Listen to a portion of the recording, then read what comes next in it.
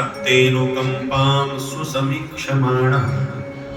भगवान की अनुकंपा को हर परिस्थिति में अनुभव करना सीखो, भगवान की कृपा को देखना सीखो।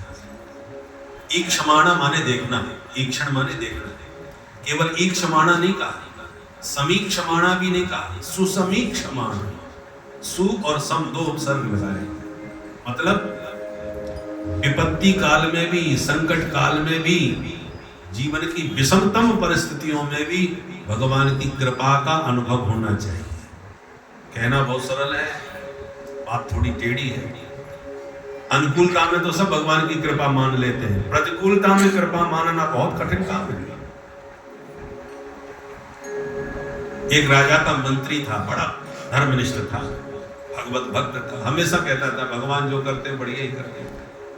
एक दिन राजा युद्ध का प्रशिक्षण देते समय अचानक कुछ असावधानी हो गई और राजा की अंगुली कट के नीचे गिरी और सब भागा दौड़ी करने लगे, मल्लम पट्टी करने लगे और सब ग्लानि प्रकट करने लगे, ये तो बहुत बुरा हो गया महाराज आपके साथ, संवेदना प्रकट करी। अब मंत्री जी के स्वभाव वश निकल गया भगवान जो करते हैं अच्छी करते हैं सरकार। राजा का तो मूड खराब हो गया, मूर्ख मेरी अंगुली कट गई, तू कह रहा भगवान ने अच्छा किया। इतने नाराज हो गए, पकड़ के बंद इसको जेल में डाल, कारागृह में मंत्री जी को डाल दिया गया। 2-4 दिन के बाद राजा थोड़ा मन बहलाने के लिए शिकार खेलने निकले तो जेल खाने में जाके मंत्री जी से बोले कैसे हो? बोले सरकार भगवान जो करते हैं बढ़िया ही करते हैं। उनकी तो आदत थी, मूर्ख जेल में पड़ा है, कह रहा है भगवान जो करते हैं अच्छे करते हैं, ठीक है पड़े रहो। चले गए, शिकार खेलते समय रास्ता भटक गए, जंगल में फंस गए, भीलों ने पकड़ ली। भीलों को नर बलि की जरूरत पड़ रही थी, सो राजा साहब ही पकड़ में आ गए। बोले चलो इसी की बलि चढ़ा दे। भद्रकाली के मंदिर में ले गए, बोले चढ़ा दो बड़ी बलि, मिल गया हमें बलि का बकरा। तो जैसी बलि चढ़ाने को तलवार उठाई तो अचानक उसकी कटी हुई अंगुली दिखाई। अरे ये तो खंडित है, भद्रकाली खंडित बलि स्वीकार नहीं करती, पूरा शरीर स्वस्थ होना चाहिए, इसकी अंगुली कटी है, खंडित है, इसलिए बलि का पात्र नहीं, हटाओ इसे, भगा। और राजा को छोड़ दिया। अब राजा का माथा ठनका, मंत्री की बात याद आई, भैया ठीक ही कहा था, कल यदि अंगुली न कटी होती उस दिन तो आज तो हमारी तो गर्दन ही कट गई होती। तुरंत सीधे जेल में आए और मंत्री को मुक्त करके सारी घटना सुनाए। बोले मंत्री जी मान गए आपकी बात, सचमुच प्रभु ने बड़ी कृपा करी जो हमारी अंगुली काट दी। पर एक बात समझ में नहीं, क्या हमारी अंगुली कटी तो हम तो बच गए भैया गर्दन कटने से, तुम बिना मतलब में 3-4 दिन जेल में रहे, तुम्हारे साथ तो अच्छा नहीं हुआ।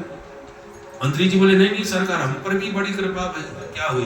बोले सरकार आप हमारे बिना कभी शिकार करने जाते हो क्या? वो तो हम जेल में थे इसलिए आप अकेले चले गए, नहीं तो आज हम जेल में ना होते तो आप हमको संग में जरूर ले गए होते। आप तो खंडित थे सो बच गए, हम तो पूरे पंडित थे, हमारी जैसी आराम हो गया होता। तो भगवान ने बड़ी कृपा करी जो हमें आपने जेल में डाल दिया, हम भी बच गए। तो भगवान जो करते हैं बढ़िया ही करते हैं, पर विषमतम परिस्थितियों में ये बात बुद्धि में बनी रहे कि नहीं भगवान ने इसमें भी कोई कृपा की होगी, ये अनुभव उस वक्त करना बहुत कठिन होता है। इसलिए ब्रह्मा जी 2 उपसर्ग लगा के शब्द पर जोर देते हुए कहते हैं तत्तेनुकंपां सुसमीक्षमाणा। भगवान की अनुकंपा का हर पल अनुभव करो, हर क्षण अनुभव करो कि प्रभु तुम बहुत अनुग्रह कीन हो, साधन धाम विबुध दुर्लभ तन मोह कृपा कर दीन। पहली बात। दूसरी बात, भुंजान एवात्म कृतम विपाकम। आत्मकृतम विपाकम भुंजान एव, आपने अपने शरीर से जो भी कर्म किए हैं, 3 प्रकार के कर्म होते हैं, क्रियमाण, संचित और प्रारब्ध। तो जितने कर्म करके आपने इकट्ठे किए हैं वे ही प्रारब्ध बन के आपको फल दे रहे हैं। सुख और दुख के रूप में जो फल मिल रहा है वो आपके कर्मों का ही फल है। चाहे रो के भोगो चाहे हंस के भोगो, भोगना तो पड़ेगा। इसलिए प्रसन्नता से अपने कर्म दंडों को भोगना चाहिए। आत्मकृतम, सब आपके ही किए हुए हैं, प्रेम से भोगो, तो दूसरा थोड़ी भोगेगा। धर्मस्य फलमिच्छन्ति धर्मम नेक्षन्ति मानवा। धर्म का फल सब चाहते हैं पर धर्माचरण करना नहीं चाहते। और पापस्य फल नेक्षन्ति पापम कुर्वन्ति यत्नतः। पाप का फल कोई नहीं चाहता, पर पाप जानबूझ करके करता है, जानते हुए भी करता है। तो पाप का दंड जब सामने आता है तब रो रो करके कालय कर्मय ईश्वर मिथ्या दोष लगाए, पर दुनिया को दोष देता है। इसलिए जो भी तुम्हारे जीवन में आ रहा है वो तुम्हारा प्रारब्ध है, प्रसन्नता से भोगना पड़ेगा।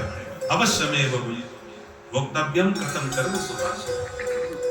अब तीसरी बात, हृदवाक् वपुर्भिर्विदधन् नमस्ते रथश्च वाक्श्च वपुश्च तै हृदवाक् वपुर्भिर् मनसा वाचा कर्मणा।